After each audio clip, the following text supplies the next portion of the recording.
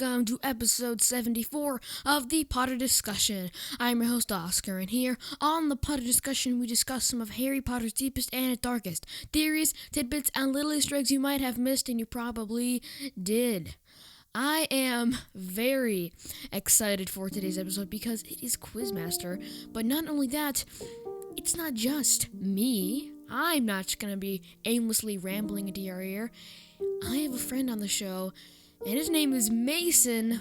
He's not here with me live, unfortunately, but Mason has sent in 10 audio clips, 10 awesome questions that we will be answering on the show as our QuizMaster episode for this season. And boy, I was listening to them earlier today, and they are really good.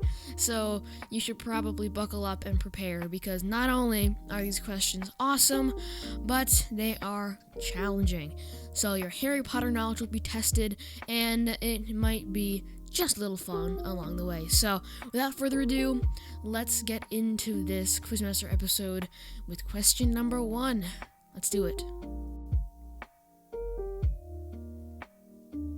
Okay, as the music goes out, we come in for question number 1. Mason, take it away. Hey Oscar, thanks so much for letting me help you out on this podcast. I've got some good questions that I think you'll like. Question 1. Name 5 Death Eaters. I like these questions already. Alright, question number 1. Name 5 Death Eaters.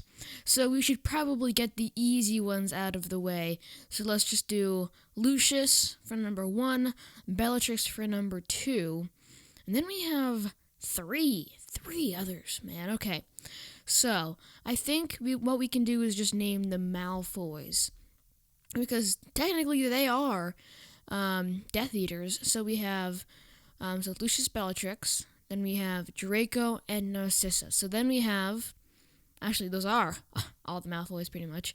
So we only have 1 left, and I'm just going to try to think of the most obscure Death Eater possible. And this is kind of like an answers may vary kind of thing. So if you don't immediately get it right, that's fine. What is like a Death Eater that has only been mentioned once? Like maybe like once or twice. I don't know, like Dolohov is a little too, out there. Okay, fine. I'm gonna say Rookwood. I'm gonna say Rookwood. He was mentioned twice, once in the 4th book and once in the 7th, I think. And I really like this question because it really accentuates how many Death Eaters there are and how difficult it is to keep track of them. I remember reading all the books and thinking to myself, oh, that's a Death Eater, and then like a couple books later hearing about that Death Eater again and then remembering them and then thinking to myself, how did I do that? And it's just the names that stick with you, and of course the actions that the Death Eater in question does. So if you would think of a Death Eater, and then that Death Eater does something pretty significant, you would definitely remember that Death Eater's name, what they did, or just something significant about their character. And that's hard, because there haven't been many significant Death Eaters. Only the main characters like the Malfoys, and people like Bellatrix, who've had a lot of lines really up front apart and done a lot to affect the main characters. So remembering all the different names and components of the Harry Potter story is really difficult, and I think that's really brought out with this question. So thanks a lot. Now question number 2. Question 2. What are the 3 unforgivable curses? Alright, the 3 unforgivable curses. I think naming them would be too difficult. So I think what we're going to do is too easy, what was it I meant to say? So we're going to name the spell, what it does, and a significant time when that spell was used. I think that would be pretty hard. That one would be difficult. So we should figure that out. Alright, so let's start with the most obvious, Avada Kedavra, the killing curse. So, Avada Kedavra, it kills you. And Again, I think there are some pretty easy ones we could just knock out. So I'm not gonna try. I'm not gonna say Harry. So we should think of another very significant time, and I'm gonna say Dumbledore. When Snape used the Avada Kedavra curse on Dumbledore, he was killed, flown off the tower, and hit the ground with a pretty loud noise. I had to say it like that because you know what? Why not? Alright. The next unforgivable curse. Crucio. Crucio is the pain curse, and it causes extreme pain if you can't, get that from the title. And a significant time when this was used, when Bellatrix tortured Neville's parents into giving her information, but they didn't actually, so good job on them, but unfortunately they did kind of go crazy, so not exactly the best outcome, but good job on them. They withstood the pain. But now on to the third and final unforgivable curse. Imperio, the controlling curse. Harry is notoriously able to withstand that curse. I think I made an episode on that one. And a controlling curse does just that. It controls you. It makes you feel like really, really good, and then someone tells you to do something, and you're like, yeah, why not? Just a favor for a friend, And you do that, and it's too late when you realize it probably wasn't something you should have done. And a significant time when this was used, actually, I don't know. All right, this is gonna take some Scooby-Doo sniffing. Okay, so I think when Barty Crouch Jr. used it on Harry, that isn't that significant in the fourth book. But I'm thinking about all these, fake Death Eaters that were controlled with using the Imperious Curse to go over to the dark side, and how they claimed when Voldemort fell, when they came over, that they had been controlled by the dark side. So, I don't know, have we seen anyone who went over to the dark side because of the Imperious Curse, actually? Because a lot of people just claimed they did because they didn't want to face, the wrath of the Ministry and have to go to Azkaban. But, what has happened here? Okay, alright, I seem to remember something in the fifth book. I don't know if it was Fudge or it was someone else. Alright, I'm gonna have to pause this recording. It's gonna take me a while, so I'll come back to you when I figured it out. And feel free to pause it too, because you might be able to figure it out too. So, see you in a second. And boy, what a beautiful second that was. Wasn't actually a second for me, but maybe it's a second for you and you've already figured it out. But it wasn't in the fifth book of the example I was thinking of. It was in the seventh. And that example was Griphook the Goblin. That's right.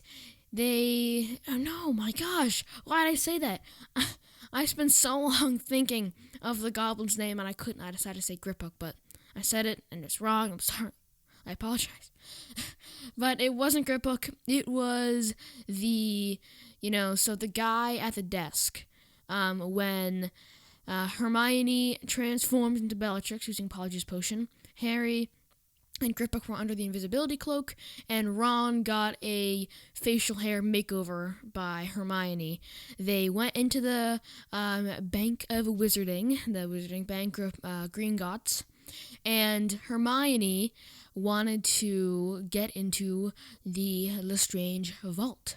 But the goblin wanted identification, so they couldn't present the wand because they knew it was stolen. So what did they do? Well, when they said, nope, sorry, just bring us there, we'll be okay, they knew something was up. So they brought another goblin who said, you know what, just give us her wand, we will continue on, no one has to do anything, it's okay, and Miss Lestrange. And they didn't still. So, Harry and Griphook, first Ron had his awesome and fantastic line, Harry, what do we do, Harry? That was funny. And then Griphook and Harry go around the side and go Imperio. And then boom, the goblin is Imperioed. And that's it. Oh, and that Death Eater friend, he was acting weird and thought that Hermione was Bellatrix, so they sent him off. Harry sent him to fit himself into a crack in the wall. So sorry, but that's just how it goes. Man, I wonder where that guy ended up. I don't know. We'll figure it out maybe in the Harry Potter TV show. But moving on to question number 3. Question 3. What is Voldemort's full name, including his middle name? Voldemort's full name. I remember this being a very prominent, what is it? I guess you would call it, in the books, especially in the second book when they figured it out. And Harry could have so easily just read the title and knew that was Voldemort and said, nope, gotta get Ginny, she's doing something else, and I have this diary, he knows Voldemort, Dumbledore here, destroy it, boom, Basilisk gone, Voldemort destroyed, Ginny safe. But no, he absolutely had to, get his journal, find it, write in it, get sucked into it, and then talk with Tom Riddle and come back out, and oh, man. Well, to answer your question, Mason, the answer is Tom Marvolo Riddle. To give you some history, Tom Riddle is his father's name, and Marvolo is his grandfather's name, I think what it is, because Merope is his mother, and Merope's father is Gaunt, the Gaunt family. So that's his name, Marvolo. And, yep, moving on. Question 4. What is Voldemort's father's name? Oh, well, I think we just said that. Tom Riddle. And the story behind, his rise as Voldemort, as Tom Marvolo Riddle, is actually kind of funny. Because if you think about it, it isn't, he wants power. It isn't he wants money. And I'm sure maybe he does want those things. But his main drive was his hate for Muggles. And I'm laughing now. It's because of his name. I'm sorry. His name, Tom Riddle, was his father's name, and he hates it. He absolutely despises his name, his father's name. And that was why he decided, you know what? I don't stand for this. You're gonna have to leave, and I'm gonna kill all the Muggles. I'm sorry. It's just so funny to think his parents could have named him anything. But they decided the one name that would make him rise to power, go on a murderous rampage, become the most evil wizard of his time, and they just didn't think twice. Which is the oddest and worst decision ever made in the Harry Potter story. But I mean, what can you do? He can just legally change his name and not have to do all that stuff, but still, he just decided, you know what, I'm gonna roll with it. I'm gonna be Voldemort, and you ain't gonna do anything about it. And I think that's also why he changed his name to Voldemort, because he didn't want people saying, oh, hey, Tom, it's Tom Riddle, the Feared Wizard. No, it's Voldemort, the Feared Wizard, And it just kind of has a better ring to it, and he absolutely hated that people would call him Tom Riddle. So he just went on and said Voldemort. And I think that's another reason why he views Dumbledore as such an outlier and someone he's actually scared of. And that's because Dumbledore calls Voldemort Tom. And Voldemort sees that as almost like a taunting, a way of standing out and saying, sorry, but no, I'm not going to call you this.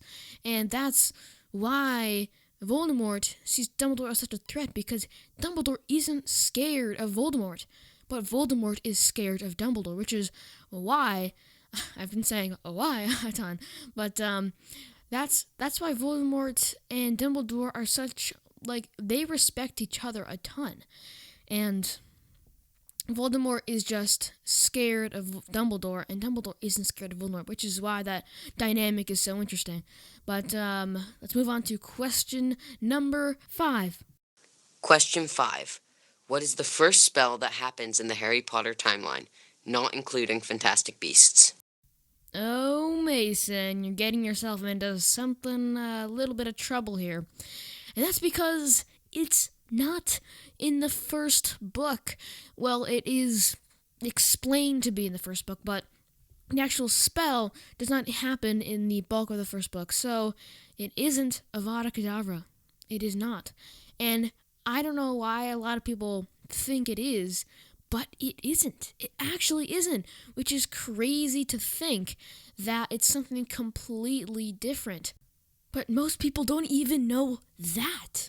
Most people don't even know that, which is so crazy to me to think. But as I basically live on Harry Potter, I can understand why most people wouldn't. But the actual spell, I don't know, like the actual incantation. But before Voldemort went in the house and killed Harry and James and Lily, well, tried to at least, James was casting little puffs of smoke from his wand for Harry through the window. And I think that counts. But if you think otherwise, that's fine. But it is a spell, and that spell was cast before Avada Kedavra. And even if you think that doesn't count, James tried to stop Voldemort from going up the stairs to Harry and Lily using his wand, and typically when you use your wand, you cast spells, so even that counts. But then the feared Avada Kedavra curse is cast, and Lily is killed, Voldemort is killed too, and Harry is left there with a scar. So yeah, the answer, little puffs of smoke from James's wand. Let's move on to question number 6. Question 6. Why did Voldemort want to kill Harry? This is an interesting question because it is literally the age-old question, and that's because of the prophecy. The answer to the question is the prophecy made by Trelawney. Snape hears it, gives it to Voldemort. Voldemort decides to kill Harry. Then he goes to Godric's Hollow, kills Lily, kills James, tries to kill Harry, but that fails. Harry survives, goes to Hogwarts, fights Voldemort again, wins, fights him again in the second year, destroys a Horcrux, gets rid of his ghost, doesn't fight him in the third year, fourth year again, escapes. What? Fifth year, Fudge doesn't believe, but then he sees Voldemort. Sixth year, Voldemort's really stirring up some trouble with his Death Eaters, and Fudge believes him, freaking out. Seventh year, it's like the Battle of Hogwarts. Everyone's grim. This is the final chance, last spell. Voldemort kills Harry, but oh no, he came back to life. The Horcrux is destroyed, only one left, but Neville goes, and then that's it. Voldemort's robe is so faded as an Easter egg, and in the final duel, they do that weird head-melding thing. They crash in the courtyard, they cross with those wands, cast the final spell. Voldemort is disarmed. There are so many theories at work here, folks, too many to count. And then when Voldemort is disarmed, his body goes, and he disintegrates, and his skin, I guess, flies up into the sky. That's so weird. And then it's over. So yeah, that's the end of your question. I hope you enjoyed. I decided, you know what, I'm gonna say all that. But yeah, if you didn't really catch all that, basically, Trelawney made a great prophecy that the big line, the tagline almost of the entire franchise is neither can live while the other survives. And that's referring to Neville and Voldemort or Harry and Voldemort. Voldemort decided that Harry was the one in the prophecy as well as himself. So if he goes after Harry, tries to kill him, that fails. But yeah, that's why. Question 7. Who else could the prophecy be about? Who else could the prophecy be about? Well, we just said that, actually. Neville. But before we just move on directly to the next question, I do want to explore the notion of if Neville was the one that Voldemort decided to go after, how would the story be different? Well, one, Harry would still have his parents. He would still have everything like that. But, I don't know. It would still be odd for Harry, and I don't know why, but he would rather come from a family that is very well known and very friendly with Dumbledore. So it might not be like when McGonagall calls Potter Harry, and then everyone just goes, oh my gosh, it's Harry Potter. But when she calls Longbottom Neville, then they're like, oh my gosh, it's Neville Longbottom. So the story would definitely be very different, but it might not be, whoa. But Dumbledore's plan, the Dumbledore scheme, would still be in effect. I think that whole thing would be happening. And, yeah. So, Neville, let's move on. These last 3 questions are personal, so there's no right or wrong answer. Question 8. If you could choose one character from the Harry Potter books to be in the Muggle world, who would you choose? I would choose Ollivander, so he could make people wands that did real magic. That's a good question. If I could pick one person from the Harry Potter world to be in the Muggle world, and I think what you mean by that is actually exist for Muggles, not just physically exist. So you stole my idea. I would love Ollivander to be in the Muggle world because I would have a wand and I could edit this podcast in a second. I would just go Idioso. That would be great. But unfortunately, I can't pick Ollivander, so oh no. But who else would I want in the Muggle world? It would very, very much depend. Of course, I wouldn't want Voldemort or anyone that would definitely cause extreme panic and havoc. So, I don't know. That's actually a very interesting question. I would want to pick someone that would help Muggles and not cause a problem. So Ollivander is the perfect choice, but I think I would go with Dumbledore. He would protect everyone against everything, and he's very powerful, smart, wise. He would just be an overall better addition to the world. It sounds like I'm drafting someone for a football team, but yep, that's it, Dumbledore. Question 9. Question 9. If you could only use one spell, what would it be? Actually, I've thought about this. I have thought about this, and it might seem weird, but I would pick Wingardium Leviosa, and I'm going to tell you why. You can do so much with that one simple spell, and it might seem odd that I would pick something that just picks things off the ground, but here, okay, I'll explain. Just listen. This is going to sound pretty basic and rudimentary, but just hear me out. So, when things happen, they move. So, you could make things move either prematurely or keep them there or do anything, and a lot of things could happen. But I'm not just talking about picking up a boulder, maybe picking up a house, picking up a person, but picking up things in the brain, like levitating the electricity to fire certain neurons at a specific time to cause them to do certain things. I sound like an evil genius right now, but trust me, I've thought about this. It would work. It would work to just move things in the brain that would do a lot of things, and that it's not just that, it's also moving a ton of other things outside of the way you see things. So you could disarm someone, you could levitate their wand out of the air, you could levitate fire, you could cast so many spells, you could even levitate a spell. You could even do that. The only downside to only having one spell is you would need to find that other spell, and that might be a little difficult, but other than that, you can do anything with the lifting up of the whatever, because everything is physical. Every single thing has some physical reaction. So if you could just cause that physical reaction, then you're good to go. So that's why I would choose Wingardium Leviosa. Question 10. Who is your least favorite character from the Harry Potter franchise and your favorite character from the Harry Potter franchise? That's another good question, and I love how these opinion-based questions have such deep meanings. Well, to answer your least favorite character, I think Umbridge. Umbridge is too easy, and I would, of course, pick Umbridge as almost everyone would, but I just can't. I just can't pick Umbridge for this one because I want to make this interesting. So the next obvious choice would be Voldemort. And you, at first glance, what I'm about to say might seem crazy and traitorous, but don't worry. I think Voldemort is a good character. And not morally good, not ethically good. He is just an interesting and functional character. So if I were to say I don't like Voldemort, that would be a lie. I would be lying to myself. But although the things Voldemort actually did were pretty mean and not exactly nice, I can't say that I don't like Voldemort.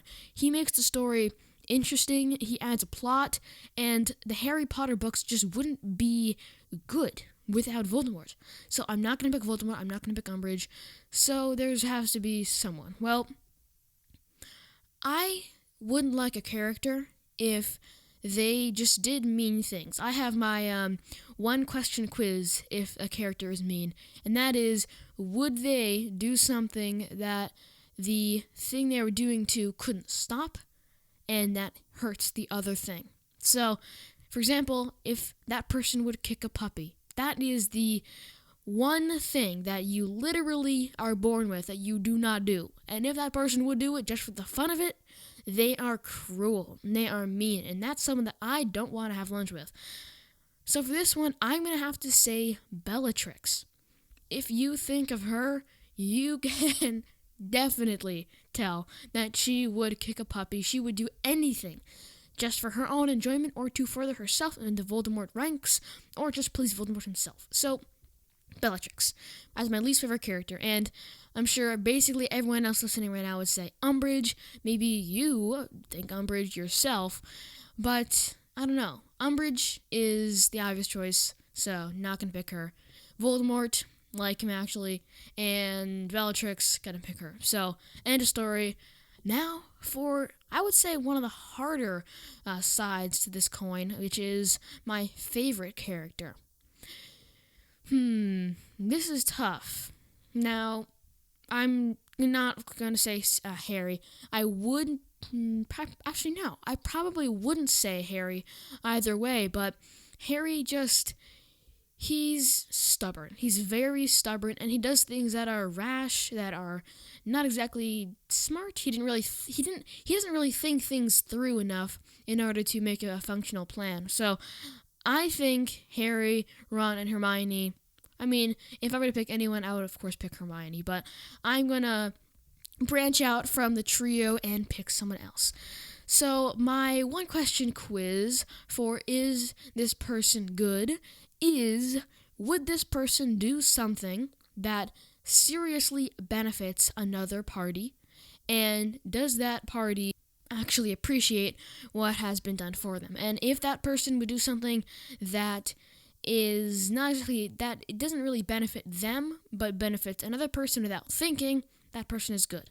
And I know that I think almost all the trio would just do that without a second thought, but I'm still, kind of hesitant.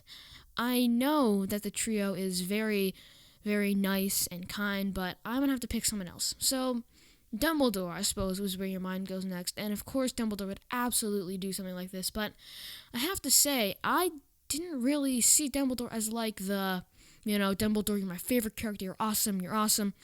And although he does pass the one question quiz for this criteria, but I just don't think he qualifies enough.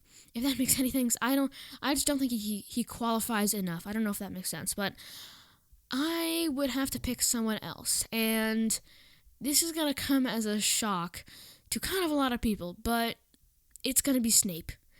Snape is my absolute favorite character, and I've never thought twice. I have never reconsidered. I have never even changed my mind.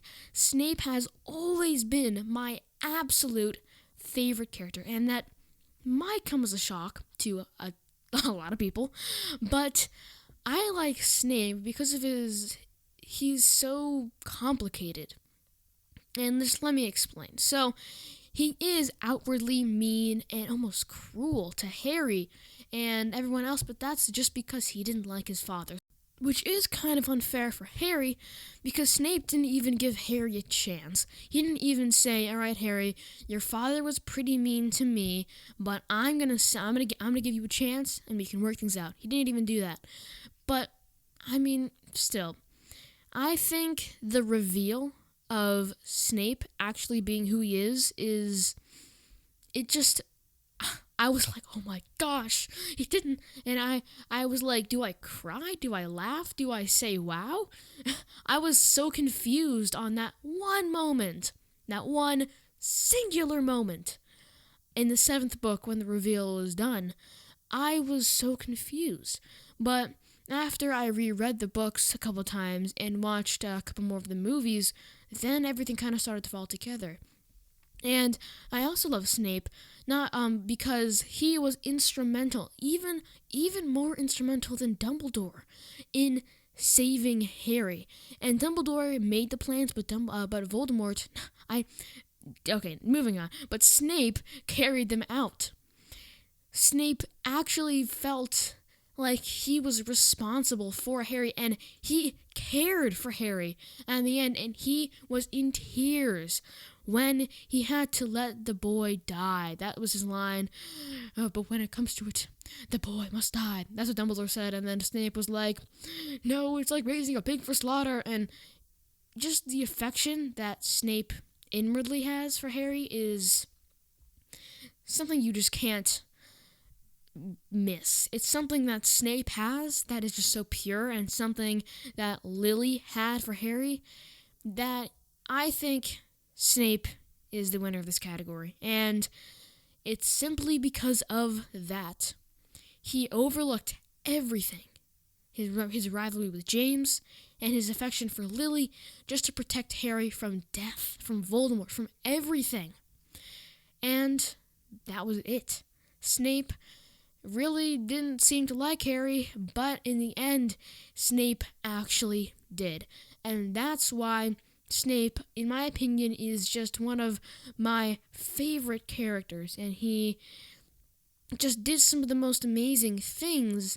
I just can't overlook that. So I am going to have to say Snape. Snape is my favorite character. And on that note, boy, 30 minutes, probably the longest episode ever. Not quite, but yeah, that's the episode. If you have any questions, comments, or theories that you would like to hear on the podcast, definitely send me an email. My email is ThePotterDiscussion@gmail.com. That is ThePotterDiscussion@gmail.com.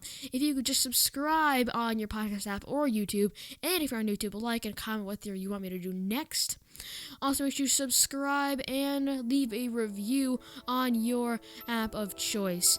And that helps other listeners find the show, and it also lets me know what content you want to see next. As always, use this information to your advantage, and I will see you later.